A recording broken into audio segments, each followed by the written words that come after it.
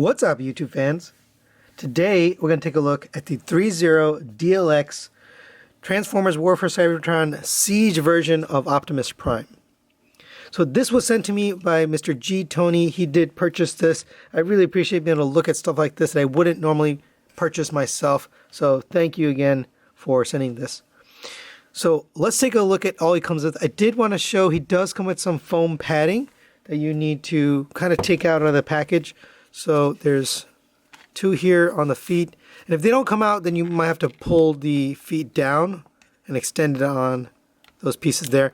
You might as well leave it extended because that actually gives them a little more articulation anyways, a little bit later. So we'll get to that in a minute. And then there's two more pieces here, so you can fold these hips on their drop down joints there and put those back. And now we got all those little foam pieces out. I guess that's just to protect the paint as it travels or as it gets shipped. He is pretty tall, so let's take a quick measurement here. So he does come in at just about 10.5 inches to the top of his ears. I know on the camera it probably looks a little different, but yeah, just about 10.5 inches. So about the same size as the other DLX figures we've gotten. Obviously much bigger than any Masterpiece figures or anything like that. He does have a lot of detail on it. It's fully painted. It's filled with die cast. It's extremely heavy piece. Probably one of the heaviest Transformers I've handled personally.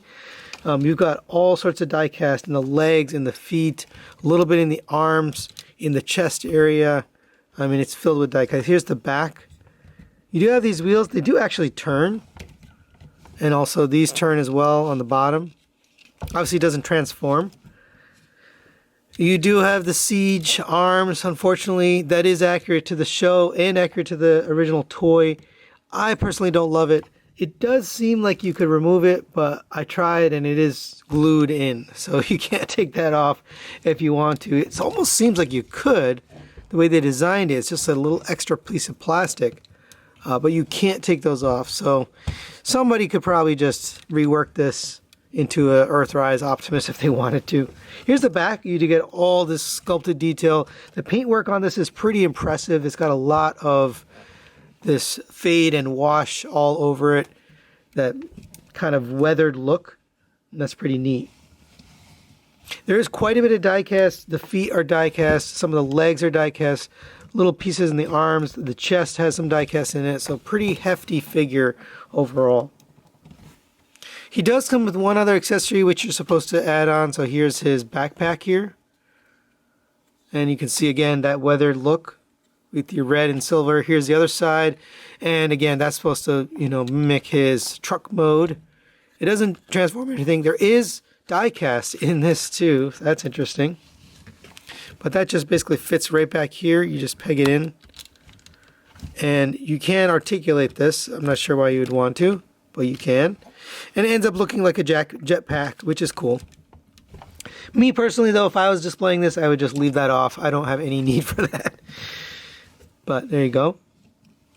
You also get a pretty cool stand. So it says Transformers Siege. It is plastic. You do get this piece here that fits in. So basically just peg that in and then peg it into here. And you've got a pretty nice stand. It goes up like this.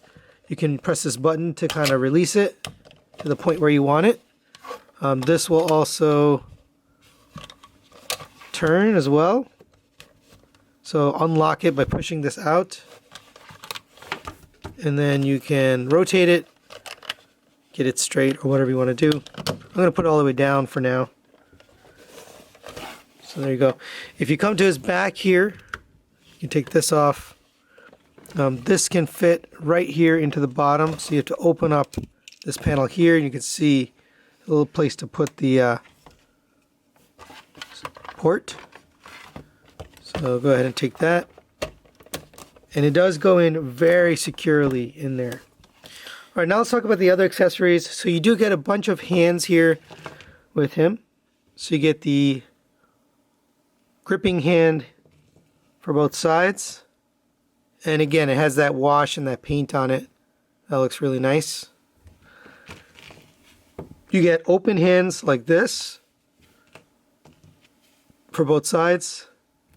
These feel pretty good. I mean, the fingers are rubbery kind of material, but the base feels pretty solid, and the paint is well done. So you get these expressive jazz hands. You get these slightly different expressive hands there. And then you get these, which is the trigger finger hands for holding his guns and his weapons. So let's take a look at those. Actually, we'll get the gripping hand here. And here is his axe. So you can see he's got the Autobot symbol there. It's painted black and silver. It's not just plastic, it's actually fully painted all the way around. It is plastic, it's not die cast. This does fit into his hand here. They do recommend getting it down to a certain point to make it more stable. So you can see there's a little bump out right here, and that makes it more stable. If you hold it like down here, it might slide around or move around, but I think this is the most stable because it's kind of bumped up against that. So if you come to the hands here, they just pull right out. They're just on a ball peg. You kind of have to wiggle it out. You can get this attached here. And again, I would wiggle it. Don't push it too hard. There you go. There he is with the axe. And you can definitely get him to some nice poses with that axe. Right. Then I'll also take his trigger finger hand here and attach the gun. So here's the gun. It is just painted. It doesn't light up or anything, unfortunately, but it is sculpted and painted, and it looks very Optimus-esque. So you can get that in the hand. And these are pretty flexible, so you can get it all the way down. And you can see the trigger finger actually goes over the trigger. So that's good thinking there. Take this hand off, and again, just twist it. You can see there's a ball peg there at the end of the hand. And we'll just get this one on.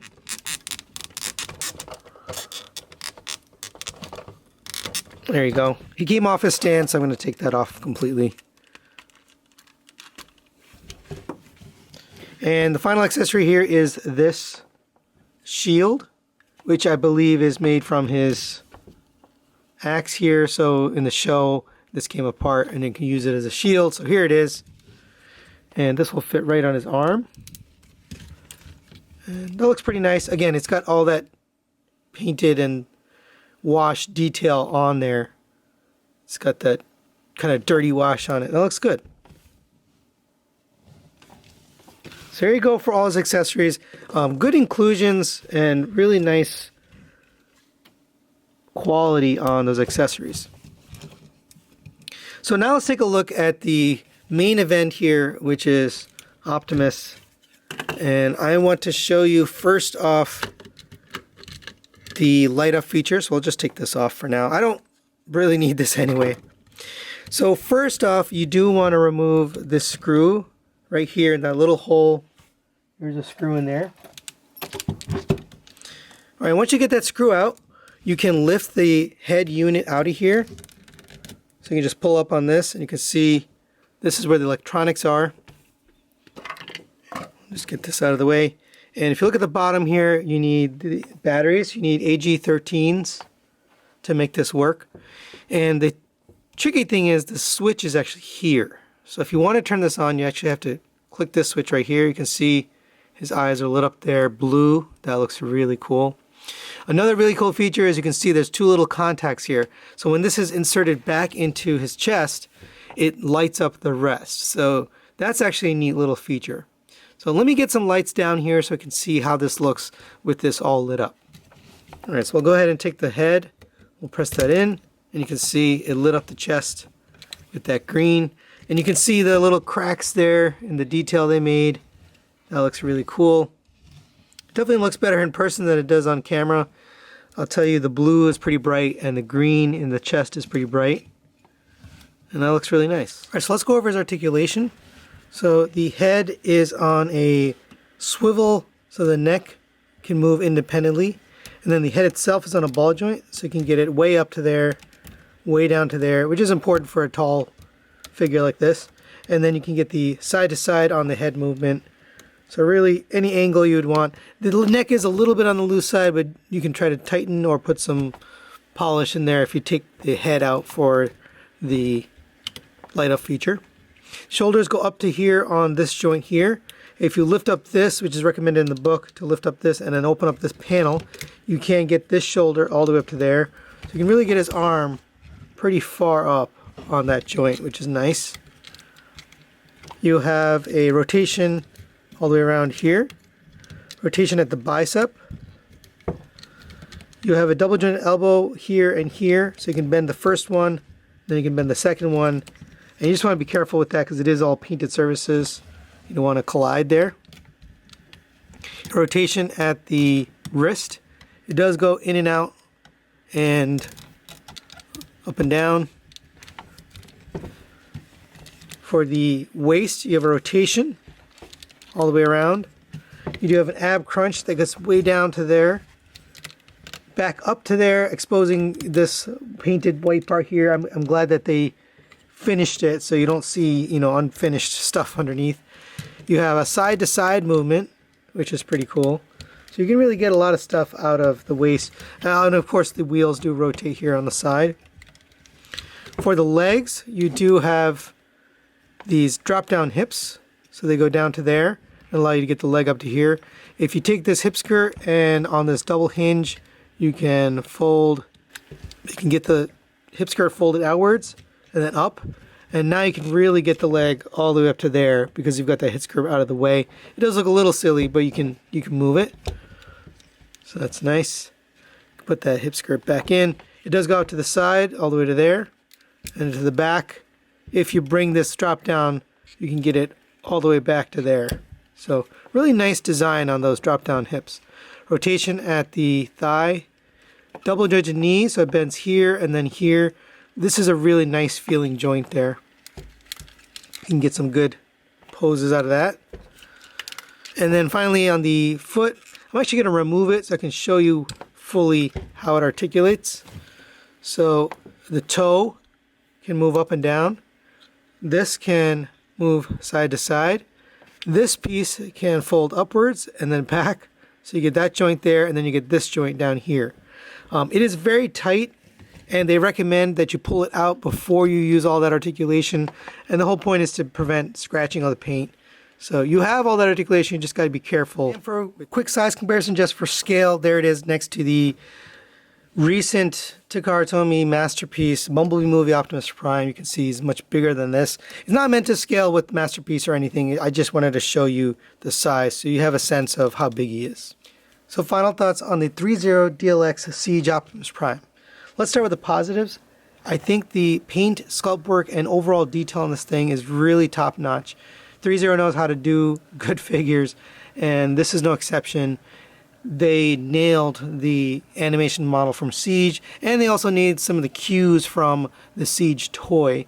So if you like this model, if you like the look of Optimus from the show and from the toy, this is going to be for you. I think they also included some really nice accessories. The gun, the axe, and the shield all look really nice. They all have a nice wash and paint to them, and they display well and they work well with the hands. Speaking of the hands, you can see I can put the more expressive hand there in his arm. All of the hands look good. They all work well. They're all painted and detailed nicely. So that's another accessory that works. This stand also works well. You can see I have him displayed here. He's a really heavy figure, so you need a stand that's going to support him. This one doesn't seem to have any problem holding him up, and you can kind of get all different poses out of that based on the articulation you get on the stand. So that's good. Negatives-wise, I don't love the way we did the head, so let's just show you the head again. We'll take it out. It does light up nicely, and it looks great, but I don't like that they put the switch inside here, because remember, we had to take the screw out of here to take this out. So here, ideally, in theory, you're supposed to put that screw back once you put the head in. But if you've got the switch on, then of course you're not going to want to put the screw back because you got to turn the switch off so the batteries don't die. So it's a little silly. I think they could have mounted the switch back here on his back, kind of hidden it somewhere, you know, out of sight. That would have been a better idea. I do like that the module, the batteries go in and goes in and turns on these lights in the chest. But overall, I think the switch could have been done a little bit better. I also think if you're not a fan of this model, this character, like I am not, then this isn't going to help. Now you've got a gigantic posable action figure of this Siege character. And for me personally, I just don't love the kibble on the arms and the back. So it's not for me, but I can tell you I can appreciate the quality and the look and the overall what went into creating this. So I do recommend this, especially if you like the Siege Optimus Prime model. You're going to enjoy this. It's going to display well on your shelf, and it's going to look really nice. So that's really it for today. Thanks for watching, and we'll see you next time.